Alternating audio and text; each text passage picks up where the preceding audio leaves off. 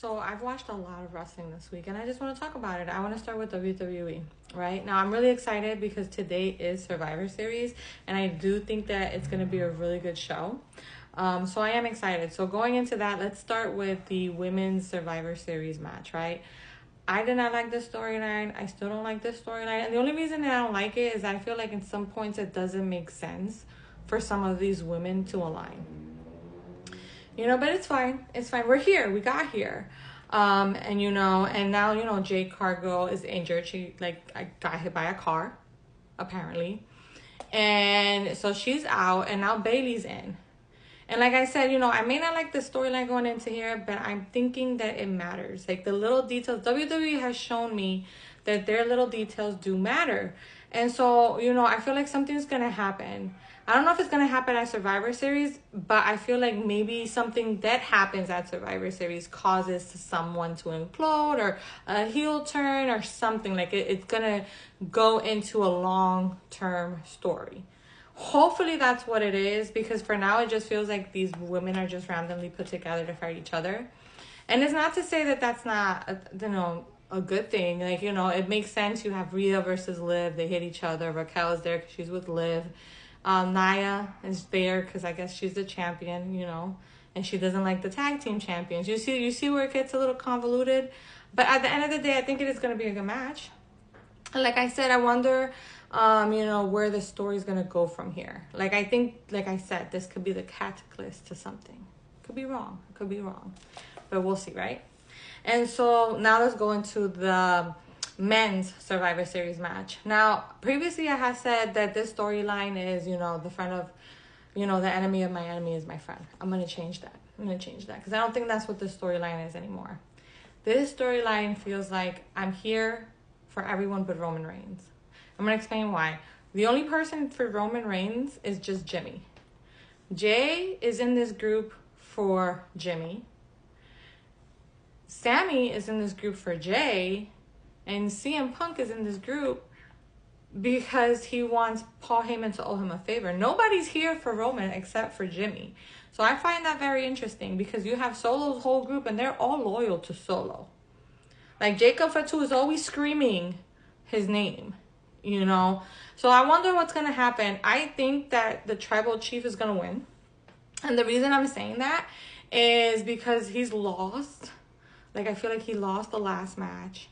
And I just don't think that Roman should be losing so much. I don't think he should be winning them all, but he shouldn't be losing them all either. So we're going to see. But both matches are going to be great. By the way, Chelsea Green won a match. Cleanly, okay? She won that match on SmackDown versus Bianca Belair and Blair Davenport for the qualifying match for the U.S. Women's Championship. And she won it clean. I just want to say that because I'm a fan. And I like that we're kind of building her to, be still funny, but maybe be able to win on her own. So, good for you. Good for her. Loving it. Right? Love that Nakamura is back, and I love that he's going after LA Knight's U.S. title because I feel like I love Andrade. I love Carmelo Hayes. No shade. But they have had multiple opportunities, and so has Santo Escobar, at this title, or at least have a match with LA Knight, and they still haven't won. And so I think we needed somebody new in the mix, and Nakamura was perfect. He came back with, I feel like he was evil before, he was a heel before.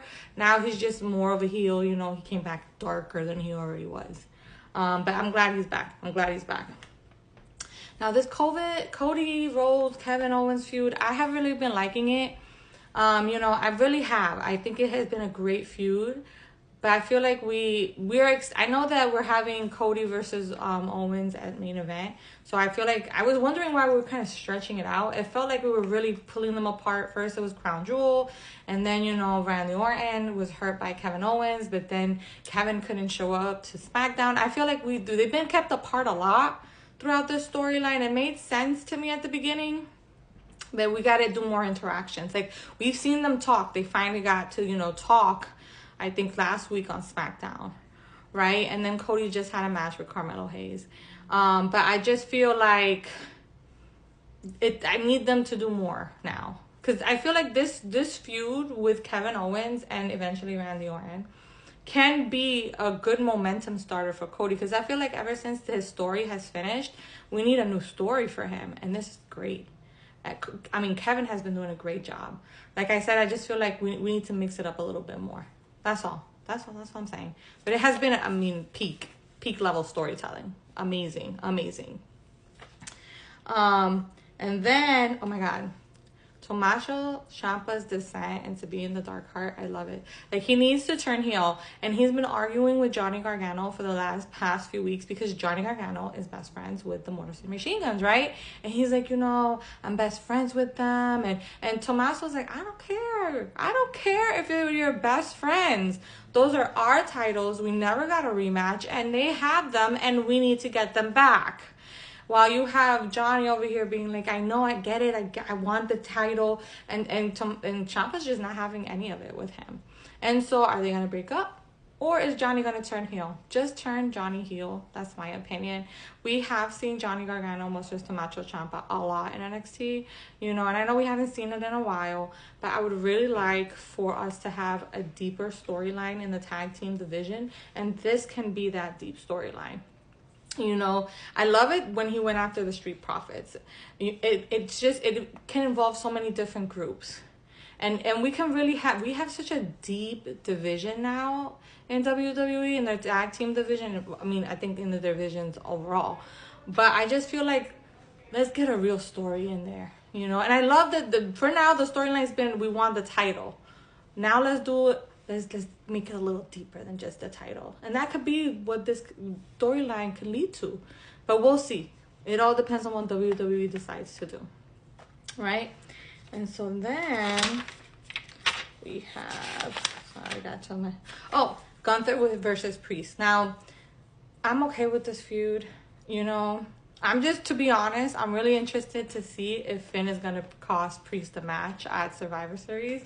Because Finn is obsessed with Priest. Like, he cannot help, Priest and Dom, he cannot help mentioning his name. And so I'm wondering, because Priest is confident. This go around is different than their first go around, because this go around, Priest, he's like, I'm the king. He's the king of the streets, right? And Gunther, they're trying to paint Gunther as scared because he got like pinned at Sami Zayn pinned him like one time, and then he got pinned again. That's not true. He got pinned again by Cody Rhodes. That's 2 pins that he's taken. And so Priest is using that as like a mind game with Gunther. Like, oh, you know what? You're not invincible, Gunther. I know I can beat you. And so they're trying to paint Gunther as like being scared. I don't think that Gunther is scared. I do think that it's shaken his confidence a little bit to lose 2 times. But compared to how many times he's won matches, that's a big gap. So I do think, that Gunther's going to win. I just want to see if it's going to be clean or if our friend Finn is going to interfere. Like, I'm so into that feud because, like I said, Finn is obsessed. He's obsessed. Talking about the Judgment Day, let's talk about how Finn keeps shading Dom. Like, every time he makes a speech, he starts really criticizing specifically Dom. Sometimes Carlito, but mostly Dom. And then he kind of swings it in a positive way, right? But I feel like this isn't going to last. Like, I feel like the reason that everyone keeps breaking up is because of Dom. Like, first, Ray, and Dom broke up because Dom betrayed Ray, right? They, father and son. Then Dom betrayed Rhea and Priest at the same time. At the same night. And I just feel like he's going to betray Finn too. He doesn't like to be told what to do. Like Finn don't like him because he's starting to see what everybody has had to deal with when it comes to Dom. Dom is not an easy person to manipulate or to control because he wants to do what he wants to do, right? He doesn't like to listen to your advice. He doesn't want your advice. He just wants to do what he wants to do. And so Finn, I think, is having an issue with that. I could be wrong. But there has been tension there. It could just be a tease by WWE. They've been teasing us a lot lately.